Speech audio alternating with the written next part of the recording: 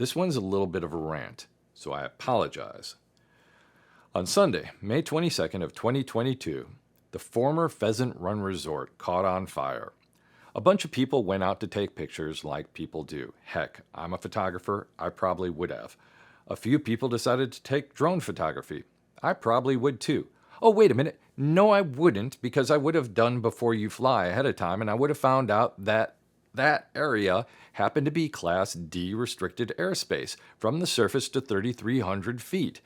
It just so happens that the former Pheasant Run Resort is right next to the area where DuPage Airport is.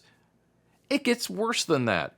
The area where planes take off and land, basically the end of the one runway, is about 500 to 1,000 feet east of where the fire was, which means the exact area where people were flying their drones because they weren't going to fly right over the fire just happened to be the area where planes would ordinarily be taking off and landing. A friend of mine, who's a pilot, was pissed, and I don't blame him. If I were a pilot and I knew that there were drones in the area that I was supposed to be taking off and landing, I would be livid. You would be too. Don't do that. Don't put the FAA in a position where they have to put more regulations and more laws down on the books to restrict our movement because people are doing stupid things. It just takes one drone pilot flying in an area where a pilot will be taking off and landing.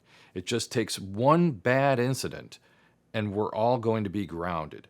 Please, please be careful when you fly. Thanks. I hope you're not the pilot that I'm talking about. If you have no idea what airspace is, I actually have a video that you can watch on it.